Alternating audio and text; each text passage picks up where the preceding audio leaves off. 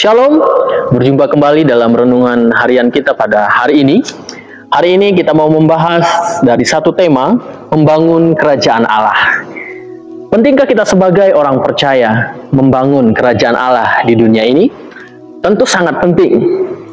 Karena berbicara tentang kerajaan Allah, berbicara tentang pemerintahannya Allah, berbicara tentang sistemnya Allah. Apa sistem Allah yang sudah Allah lakukan di dunia ini? Salah satunya adalah mengirim anaknya yang tunggal untuk menebus kita, menebus saudara-saudara dari dosa. Itu semua karena kasih-Nya yang besar. Itulah sistem Allah, kasih-Nya yang besar.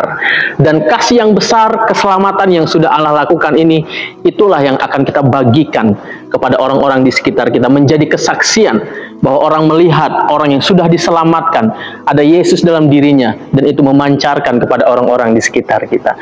Dan kita akan belajar satu hal penting pada hari ini. Bagaimana kita memperluas kerajaan Allah. Hal penting ini adalah kecil namun berdampak besar. Dari teks yang kita baca hari ini di dalam Matius pasal 13 ayat 31 sampai dengan ayat yang ke-33. Perumpamaan tentang biji sesawi. Yesus membentangkan suatu perumpamaan lain lagi kepada mereka. Katanya, hal kerajaan sorga itu seumpama biji sesawi yang diambil dan ditaburkan orang di ladangnya.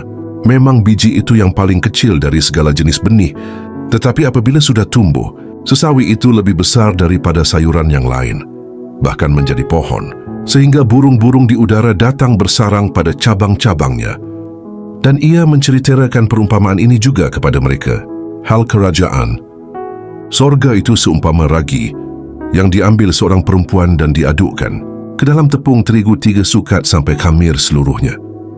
Teks ini berbicara tentang perumpamaan, tentang biji sesawi dan ragi. Bagaimana kita tahu di sini dikatakan biji sesawi itu adalah benih yang kecil daripada benih-benih yang lain. Namun benih yang kecil ini, ketika sawi ini sudah bertumbuh, akan menjadi sayuran yang lebih besar daripada sayuran yang lainnya. Seperti dikatakan di ayat 32. Apabila sudah tumbuh, sesawi itu lebih besar daripada sayuran yang lain, bahkan menjadi pohon, sehingga burung-burung di udara datang bersarang pada cabang-cabangnya.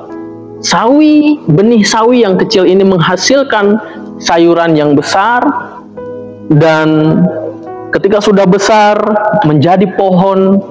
Bahkan bukan hanya sawinya saja yang bermanfaat, namun pohonnya juga bermanfaat untuk burung-burung di udara bersarang pada cabangnya. Dan selanjutnya juga Tuhan Yesus menjelaskan perumpamaan tentang ragi. Bagaimana ragi yang sedikit ini dicampur dalam adonan memberi rasa yang banyak kepada adonan itu. Dan hal ini juga menjadi pelajaran buat kita, orang-orang percaya. Bagaimana kita ini kecil, namun kita harus berdampak besar. Seperti biji sesawi dan ragi, sedikit, kecil namun berdampak besar bagi sayuran yang lain, bagi burung-burung di udara, dan banyak yang menikmati hasilnya.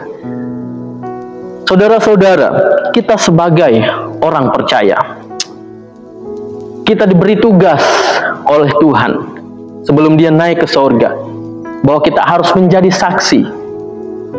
Tuhan Yesus sangat banyak sekali menyampaikan kepada murid-muridnya bagaimana murid-muridnya harus berdampak bagi orang di sekitar. Kita sebagai orang percaya, marilah, walaupun kita hidup di Indonesia ini, kita minoritas, namun kita harus berkualitas. Kita harus berdampak luas melalui hidup kita. Seperti dikatakan dalam 2 Korintus 3 ayat 2, kamu adalah surat pujian kami yang tertulis dalam hati kami dan yang dikenal dan yang dapat dibaca oleh semua orang. Kita adalah surat yang terbuka. Hidup kita ini dilihat, dinilai, dibaca oleh orang di sekitar. Namun, kalau kita bisa menghadirkan kerajaan Allah dalam hidup kita, maka kita akan menjadi saksi buat orang di sekitar kita. Shalom, Tuhan Yesus memberkati. Tetap semangat.